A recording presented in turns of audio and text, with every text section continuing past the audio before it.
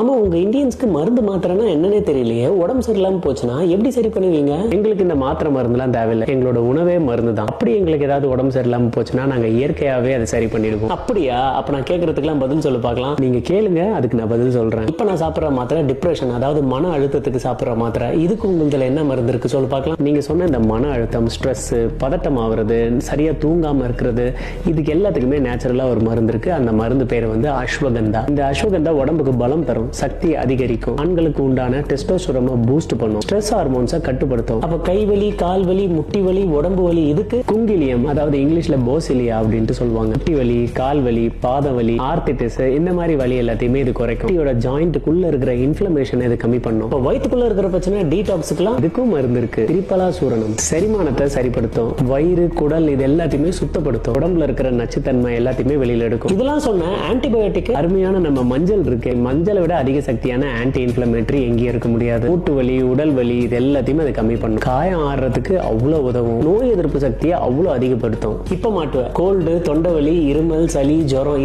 இதுக்கு மருந்து இருக்கு. அது பேரு அதிமதுரம். அசிடிட்டி, அல்சர், இந்த மாதிரி குடல் சம்பந்தமான நிறைய விஷயங்களை இது சரிப்படுத்தும். அதுவும் இல்லாம நீங்க சொன்ன மாதிரி இருமல், சளி, கோல்டு, ஜுரம் இது எல்லாத்தையுமே இது சரிப்படுத்தும். இதையும் அஸ்வகந்தாவும் சாப்பிடறதுக்கு ஒரு அளவு இருக்கு, அது ரொம்ப கவனமா இருக்கணும். பிரெயினுக்கு, நர்வ்ஸுக்குலாம் அதுக்கு தான் நம்ம வல்லாரக்கீரை இருக்கு. மூளை வளர்ச்சி, நினைவாற்றல ரொம்ப அதிகப்படுத்தும். மன அழுத்தத்தை கொஞ்சம் கொஞ்சமா கம்மி பண்றதுக்கு இந்த கீரை ஹெல்ப் பண்ணும். அது மட்டும் இல்லாம ரத்த ஓட்டத்தை அதிகப்படுத்தும், தோல் காயம் இது எல்லாத்தையும் சீக்கிரமா ஆத்துறதுக்கு இந்த கீரை ஹெல்ப் பண்ணும். அப்ப பிளட் சுகர் கண்ட்ரோல் பண்றதுக்கு, உடம்புல இருக்க பூச்சியெல்லாம் சாவடிக்கிறதுக்கு இதுக்கும் நம்ம கிட்ட இருக்கு. பாவக்காய், நீங்க சொன்ன இந்த பிளட் சுகர் இது கண்ட்ரோல் பண்ணும், கல்லீரலை சுத்தம் பண்ணும், செரிமானத்தை மேம்படுத்தும், உடம்ப டீடாக்ஸ் பண்ணும், உடல்ல இருக்க நச்சுத்தன்மை, பூச்சி இது எல்லாத்தையும் வெளியில கொண்டு வந்துடும். இல்லாம உங்களுக்கு இருமல் வந்துச்சுன்னா இருமல் மருந்து நீங்க ஒண்ணு குடிக்கிறீங்களா, அதுக்கு பதில் தேன் ஒரு ஸ்பூன் எடுத்து அதுல லெமன் பிழிஞ்சு குடிச்சு பாத்தீங்கன்னா அதை விட சிறப்பான இருமல் மருந்து எங்க இருக்க போகுது. அதே மாதிரி தொண்டை வலி, காய்ச்சல் இருக்கு அப்படின்னா பால்ல மஞ்சள் போட்டு சாப்பிட்டா அது சீக்கிரமா உடம்ப குணப்படுத்தும். இது இல்லாம உங்களுக்கு போனஸா இன்னொரு 3 ஐட்டத்தை சொல்றேன். மிளகு, இஞ்சி, ஏலக்காய். சளி, இருமல், குளிர் இது எல்லாத்தையுமே இந்த மிளகு சரி பண்ணும். கோல்டு, ஜுரம், டைஜஷன், டீடாக்ஸுக்கும்